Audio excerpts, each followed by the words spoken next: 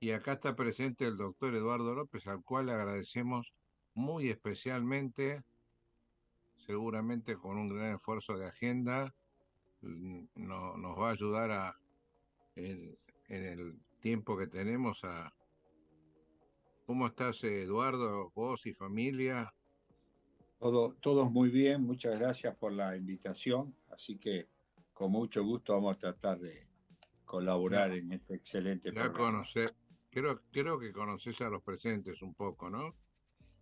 Creo que está Jorge Neira, está, ¿quién más Y a está? Porque no Pichín. alcanza.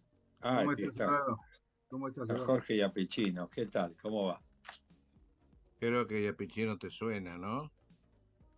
Sí, es un apellido conocido de los que hemos visto quien ha trabajado por mucho tiempo en la defensa del médico, ¿no? En la actividad gremial médica, que es también muy importante. Eduardo, estábamos hablando un poquito de cuál es la situación actual de la salud en el país, por supuesto, obviamente, en una crisis mucho más profunda y más interdisciplinaria, para llamarla de alguna manera, que limitado al sector salud. Eh, los problemas que tenía el sector salud durante muchos años, que tiene, se están viendo agravados y profundizados por procesos, llamativamente algunos procesos hasta de concentración de financiadores, eh, y una situación que comentaba Iapichino, que imaginábamos que la conducta del equipo de salud luego de la pandemia, lejos de continuar en la primera página de la agenda de los políticos, retrocedimos luego que los efectos de la pandemia por lo menos no son tan agresivos. Eduardo, no sé, queremos saber cómo lo estás viendo vos en relación a a tu experiencia tanto como infectólogo como hombre de la política de salud, que le gusta el tener el proyecto de qué puede pasar de acá para adelante. Bueno, te voy a dar mi opinión como si fuera avisos parroquiales, ¿no? En primer lugar, con la salud pública sigue siendo crucial, sobre todo la atención, inclusive la medicina reparativa, debido a que hay un 40% de pobreza, incluido la indigencia. El hospital público tiene un rol que es irrenunciable, que es la atención de esta porcentaje tan importante de la población que no tiene otro lugar que no es ir al hospital público. El segundo punto, digamos, la salud pública no está en la agenda fundamental de los políticos. Yo no escucho hablar a ningún político, diríamos, en los últimos, diríamos, 6, 7, 8 meses, una palabra sobre salud pública, ni por el salud, ni como medicina preventiva, etcétera. Hay una discusión que parece endogámica, que permanentemente los políticos discuten entre ellos y sobre ellos. El otro punto importante es que el médico se está sintiendo por primera vez y lo ha definido como mal pago. Y esto ha hecho que muchos médicos que trabajaban en los sistemas prepagos se hayan salido de estos sistemas. Y esto vale tanto para los médicos como para odontólogos, como para kinesiólogos. Con lo cual, el costo de la salud a la gente le va a salir más caro. Esto es inexorable, de alguna manera. El cuarto punto es que en los últimos años, diríamos, salvo coyunturas como puede ser una pandemia y demás, no se ha hecho grandes inversiones en salud, con lo cual empieza a haber una inequidad entre lo que puede ofrecer los sistemas prepagos o privados de salud versus los que ofrece el hospital público. Y por otro lado, diríamos, los políticos no se animan, diríamos, a poder armar con las entidades representativas de los médicos algún diálogo para generar consenso. Si vos analizás en los últimos años, diríamos, las dos leyes más importantes en salud fueron una sobre vacunas, sobre el derecho universal de salud, que lo hizo el diputado Pablo Gendling, y el segundo fue la ley de el uso racional de antibióticos para evitar el uso y abuso de los antibióticos, que es un tema muy importante, diríamos. Y después hubo algunas leyes coyunturales, pero no está sentado alguna ley que permita un consenso abarcativo entre lo privado, los prepagos, obras sociales y lo público, diríamos, para poder generar, diríamos, un sistema un poco más, ¿cómo te diría?, equitativo para la gente y que la gente tenga alcance en igualdad de condiciones. Yo sinceramente soy un poco pesimista porque también he leído algunas encuestas donde para la gente la salud está en el séptimo o octavo lugar, diríamos. Y en general la salud aparece en los primeros lugares cuando hay una pandemia o cuando aparecen brotes en este sentido. Quiere decir que los que hacemos salud vamos a tener que trabajar mucho para poder lograr equidad y mejorar mucho la actividad de salud. No solo lo reparativo, sino también lo preventivo, ¿no? Fíjate, Eduardo, que una de las cosas que a mí siempre me llama la atención es que lo único que se hace desde el punto de vista de salud, desde el punto de vista de la política, es inaugurar hospitales. Y quizás es lo menos que tendrían que hacer, ¿no? Porque no sé si el problema es la falta de camas, sino optimizar el sistema de salud para que la gente pueda acceder con más facilidad. Y no es solamente un tema de camas, entonces se inauguran hospitales y los hospitales se inauguran pero no se llenan porque por ahí no tienen el recurso humano. Y parece que el único gesto, digamos, del Estado con el sector público es inaugurar hospitales, ¿no? Y me parece que no es eso lo necesario. Nadie se sienta a ver qué sistema solo necesitamos y qué es lo que se puede hacer para ir optimizando el sistema en estas condiciones, sin necesidad de modificar la Constitución, sin necesidad de modificar cosas que son inmodificables. Yo creo que los grandes frenos o las grandes barreras cuando uno tiene que hacer algo en salud es el tema del federalismo, porque con el federalismo no se puede nada, el tema de la Constitución, porque la Constitución hay que cambiarla y hay que llamar a una reforma de la Constitución. Y eso me parece que son todas excusas. No sé vos qué opinás. Realmente es muy interesante lo que comentás, Jorge. Yo creo que en primer lugar a los políticos habría que enseñarles que lo más difícil de conseguir y de preparar es el recurso humano. El ladrillo es lo más fácil de hacer. Segundo, más complejo es el equipamiento, porque uno para equipar tiene que definir hacia dónde va ese hospital y hacia dónde va sobre lo que necesita la comunidad. Pero tercero es el recurso humano. Y Argentina tiene en medicina, diríamos, asumiendo todas las áreas de salud, cuando digo medicina, un problema severo. En primer lugar, tenemos un número muy pequeño de enfermeras comparado con lo que se necesita.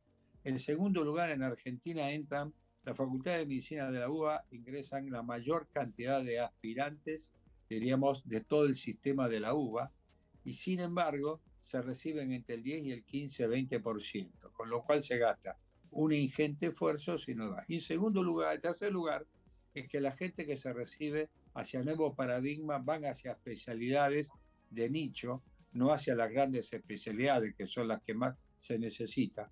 Con lo cual el recurso humano en Argentina para formar es escaso y tarda por lo menos, si uno asume desde la facultad hasta la residencia y alguna especialidad dentro de las grandes, son alrededor de 10 años. Esto los políticos no lo ven y inauguran hospitales sin estar equipados y sin tener el recurso humano. Tal es así, yo no voy a dar lugares, pero hubo municipios en el conurbano bonaerense que durante años no tienen médicos para cubrir lugares, diríamos, y mucho menos para la guardia. Nosotros lo estamos viendo en este tema. Y además están eligiendo especialidades, diríamos, donde no son lo que necesita realmente la gente, ¿no? Digamos, las 4 grandes especialidades no se están llenando las vacantes. Tal es así que este año, por primera vez, no se han llenado vacantes en determinadas especialidades en el sistema de residencia, con lo cual bien a las claras que estamos frente a un nuevo paradigma con respecto a la formación de recursos humanos, ¿no? Yo coincido plenamente con ese tema, ¿no? A mí me parece que ese es el punto crucial. Y el otro punto es el tema de la certificación y la revalidación. Nosotros estamos trabajando con el Ministerio desde el Consejo de Certificación de la Academia por el tema. El año que viene se haría la exigencia de la recertificación o de lo que llamamos nosotros la renovación de la certificación, Y es todo un tema que tenemos que ir preparando porque en realidad hay que facilitarle el acceso a través de sociedades científicas a los profesionales para que se formen. Pero lo cierto es que, digamos, hay condiciones salariales muy malas en este momento y yo no veo una reivindicación salarial que se acorde, digamos, a lo que se necesita. El tema de la paritaria, el tema de ajustar el sueldo por la paritaria, bueno, la reciente ministra de Trabajo dijo, con esta inflación de 100% no se puede, ¿cómo fue que dijo tú? Una palabra, empardar, dijo, no se puede empardar el sueldo. Y entonces así no se puede. Y cuando vos arreglás con la paritaria y te pagan la paritaria en pedazos, cuando terminan de pagar los pedazos de la paritaria, ya la inflación acumulada en esos meses donde te están pagando la paritaria anterior, ya destruyó el valor adquisitivo de la paritaria. Digo, yo no veo en los gremios una política, digamos, de sueldo, pensar una política de sueldo. No sé qué opinan porque son dos personajes especiales para opinar de esto, vos y Jorge. Me gustaría la voz de Iapichino primero, que Eduardo. trabaja específicamente en este área.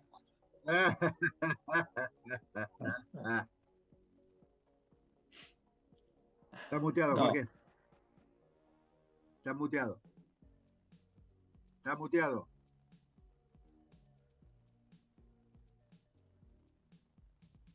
No, discúlpame, sí, la ministra dijo empardar, justamente una palabra antigua. Sí, por Se eso. se usa poco ahora, sí, sí. Y es cierto, es decir, acá hay un problema que es el siguiente. En este contexto global es muy difícil cualquier tipo de reforma. Es decir, yo creo que para que haya mejores salarios en el sector de la salud, tiene que haber una reforma importante, pero una reforma importante a nivel económico general y una reforma importante a nivel del sistema de salud. Nadie está planteando reforma del sistema de salud, porque evidentemente es un barco que entra agua por todo lado y están tratando de tapar los agujeros de la manera que pueden. Pero la única manera que se liberen, es decir, algunos recursos para los médicos que trabajan en el sistema y para los profesionales en general y las enfermeras en particular, es una modificación del sistema de salud. Porque en este momento, con este sistema de salud que tenemos nosotros, en este contexto en el cual estamos, la única variable de ajuste que tienen los financiadores que les queda es el sueldo de la no, gente. No tienen otra definitivamente. variable de ajuste. O sea, el medicamento no le pone el cascabel al gato a nadie desde la época de Oñatibia para acá, y desde la época de que el presidente Ilía. No hay ninguna, acá el precio del medicamento es el precio que quiere ponerle el laboratorio y se acabó la historia. Es decir, no se genera una agencia de evaluación de tecnología, no se genera absolutamente nada que pueda poner freno a eso. Desde el punto de vista de lo que tienen que pagar los financiadores, tienen que terminar pagando a través de los juicios, a través de cosas, medicamentos de alto costo, en fin. Es decir, la única variable de ajuste que tiene es el salario de la gente, en el caso de la gente de sanidad y en el caso nuestro, de los profesionales de la salud. No hay otra variable. Entonces, es decir, es muy difícil. Un médico que ingresa a la carrera, como bien dijo Eduardo, después de 11, 12 años de tener una especialidad, es decir, ingresa con 130.000 pesos. O sea, vos te recibís a los 17, 18 años y llegás a los 28 o 29 a entrar en la carrera de profesionales, en el caso del sector público, y entrás con 130.000 pesos. Ni hablemos de las ambulancias privadas que pagan poco, ni hablemos de los bonos que paga la Seguridad Social que se pagan tarde y mal. O sea, hay una disconformidad que ya está entrando en crispación en el sector de los profesionales. Entonces, yo la única solución que veo, las paritarias, como bien dijo la ministra, no se pueden empardar con esta inflación, y en el sector salud mejorar esto es simplemente a través de una reforma. Sí, Perdón, tenemos, el doctor López mencionó correctamente la ubicación que para la población tienen los problemas de salud y con suerte estamos en el octavo o noveno lugar. ¿Ustedes no creen que en la situación actual, donde aquel 8 o 10% que está pagando de bolsillo, o un 20%, 30% corporativo, la medicina prepaga, y hoy ya no tiene servicio, por lo menos de muchos médicos que han migrado hacia intentar la medicina privada? Les cuento esto en un segundo.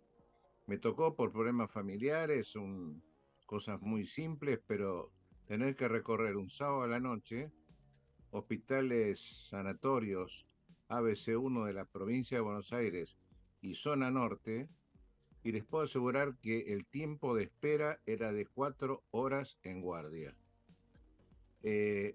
¿Cuál es la explicación a todo esto?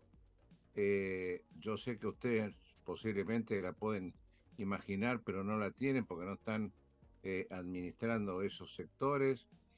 Pero hoy por hoy me parece que se están acotando los márgenes entre las dos puntas, y me parece que esto nunca había sucedido. Estaba eh, aún, aún empardado, como dice la ministra, eh, no pudiéndose empardar, pero ahora me parece que el no empardamiento está llegando a situaciones de que no tiene una explicación concreta en la administración de los recursos en salud, porque o están faltando médicos de guardia, o no se le está pagando lo suficiente, o no sé cómo lo No, están viendo ustedes. no, eso sí que te puedo ayudar yo. En general hay un problema muy grave porque los nuevos paradigmas de los colegas que se van recibiendo, los médicos jóvenes, no ven a la guardia, diríamos, como una salida laboral ni como algo, diríamos, que puede ser útil, sino más bien se ve, diríamos, como un trabajo forzado. Esto es un punto. El segundo punto es que se está nivelando para abajo. Hace unos años, en donde estaban las colas era en el hospital público y los sistemas prepago y obras sociales en general atendían con mucha mayor celeridad. Hoy en día se igualó para abajo. En primer lugar, porque los sistemas prepagos no tienen la cantidad de gente en las guardias que tenían otrora, diríamos.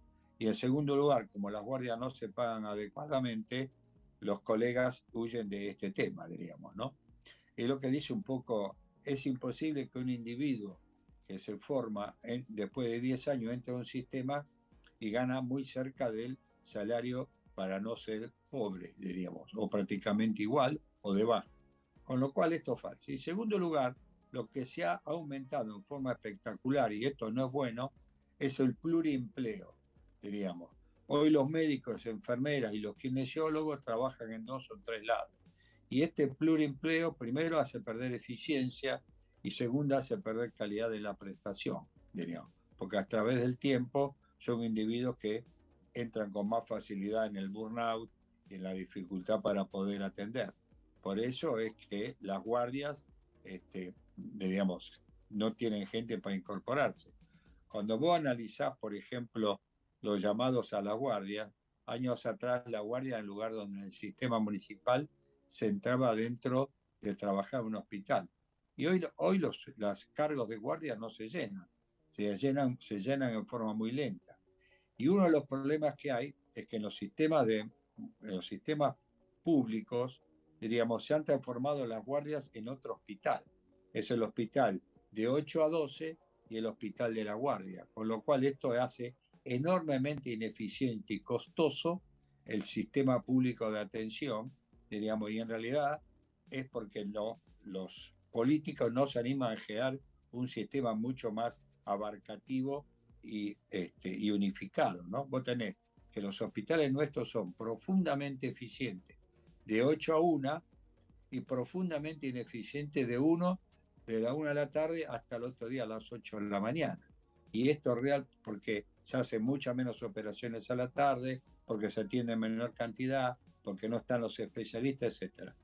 Es muy cómico. Muchos políticos hablan de los sistemas privados, de los hospitales de comunidad, y cuando entran a la función pública se olvidan de esto para tratar de mejorar el sistema público. Yo insisto que va a mejorar mucho la salud en general cuando el sistema público tenga un funcionamiento mucho más equitativo. Yo estoy absolutamente convencido, Y porque el además sistema público... hay otra cosa que vos decías, Jorge, con el tema del sistema público. Todos los funcionarios tienen una cobertura privada. Y yo recuerdo que hace muchos años estaba en Sevilla, en el Hospital del Rocío, y estábamos haciendo un curso en la unidad de cuidados intensivos y la de emergencia. y le voy a decir a la jefa, dice, está el viceministro de no sé qué, de la comunidad, que quiere averiguar por su papá. Ah, sí, sí, dígale que me espere que salió el señor absolutamente educado, venía a preguntar si tenía un informe mi papá, que no tenía nada que ver con nada. Quiero decirte, son los propios funcionarios los que usan el sistema y se ocupan que el sistema funcione. Claro, exacto. Y acá es raro de entender que, digamos, que un funcionario, yo no digo que el funcionario se tenga que entender siempre en el hospital público, pero es difícil de entender que un tipo que solamente usa el sector privado entienda qué significa el sector público, si no lo recorre además, porque tampoco lo recorre. Perdón, en Estados Unidos todo el gabinete se interna en hospitales públicos, ya sea el de las Fuerzas Armadas o el hospital público del condado, ¿no? Walter Reed es un ejemplo perfecto, digamos, para que Sí, ustedes sí. vean, ¿no? Así que me parece que el Bueno, problema de pero Argentina el Walter básicamente... Reed, viste, Jorge, que el Walter Reed es un hospital de referencia, es un hospital de referencia de la guerra de la Sí, guerra de sí, Vietnam, sí, es un hospital de cirugía vascular. Ahí sí, estuvo sí, Norman Riggs, que era el famoso cirujano vascular cirujano vascular americano, ¿no? sí, sí, es correcto. Este, Bueno, pero a los políticos también le va a llegar esta nivelación para abajo, aún atendiéndose en el sector privado. ah, No creo que... sí, el sector privado lo que va, a mi entender, Miguel, va a ir hacia nichos de atención médica. ¿Está bien? O sea, aquellas cosas que son muy novedosas, diríamos que implica realmente un mejoramiento en la atención, que son de alto costo. Llámese por equipamiento, llámese por cirugías muy particulares, como puede ser la robótica, por decir algo. Entonces, creo que hay una tendencia en el sistema público hacia eso, me parece, al sistema privado, perdón. Y esto tal es así, diríamos que diríamos, algunas actividades, por ejemplo, que solamente se ofrecen en el sistema privado y no en el sistema público, ¿no? Digamos, uno de los riesgos del sistema público es que se utilice solo frente a catástrofes, pandemias o, diríamos, situaciones de emergencia en la calle o demás. Si no, diríamos, uno va tendiendo a esto. Si no, son los turnos que se dan a 4 meses, a 6 meses para operarse, ¿no? Y es lo que la gente critica permanentemente en los medios y en el tema. La vez pasada, diríamos, yo escuchaba críticas de la dificultad que tiene el sistema PAMI para tener una atención más o menos rápida, ¿no? Digo esto como ejemplo, no quiero entrar en ninguna polémica con el tema PAMI, pero esto es una realidad, ¿no? Yo quiero agregar una Eduardo, cosita muy cortita, muy cortita. Es decir, yo creo que los médicos argentinos más famosos y los más prestigiosos salieron del sector público históricamente en la Argentina. De hecho, acá tenés dos prestigiosos actuales, que son Jorge Neira en terapia intensiva y Eduardo López en infectología, y son gente del hospital. Uno del Fernández, el otro del Hospital de Niños. Es decir, Mañana tengo que dar un curso en el Fernández, mirá. bueno, entonces decir, la muerte del hospital público, como se está viendo, el problema es el Estado. El Estado cada vez participa menos presupuestariamente. El Estado me refiero a Estado provincial, nacional y Sí, municipal. sí. Entonces, decir, ahí está, yo creo que coincido con Eduardo López, es decir, el eje de la atención pública tiene que estar puesto en el hospital público sin ninguna duda. perdón, eso sin ninguna duda y tenemos que trabajar para eso. Lo único que le Yo acoto quisiera a lo que aportar, decía, Miguel, una sola cosa quisiera aportar. Me parece que hay un jugador acá que podría ser interesante en la atracción del sector público, que es la seguridad social. Que yo creo que quizás haya que hacer un tándem seguridad social hospital público, porque eso sería beneficioso para ambos. Se lo dejo para que lo piensen. No, estoy de acuerdo, totalmente de acuerdo. Yo creo que digamos, hay una sobreoferta de sanatorios en el sistema de la seguridad social a través de los sindicatos. Creo que eso no es bueno, porque fíjese, con diferencia de 10 cuadras, tenemos 3 o 4 sanatorios y en el medio está un hospital público. Uno realmente, pero para eso se necesita una reforma donde el Obvio, consenso obvio. político es clave, ¿no? Sí, sí. bueno, muchísimas gracias a todos. Doctor Eduardo López, doctor Jorge Neira, Jorge Apicino, ustedes están siempre invitados y con tiempo le hacemos llegar una invitación para, si quieren, para dentro de 15 o 20 días. Y lo único que yo quería acotar, doctor López, y ya tengo que cerrar porque el tiempo me está, que los plazos a los que te referís de 90 días para consulta ya se está dando en los sanatorios privados. Y esto es una preocupación que muchos no saben cómo resolver.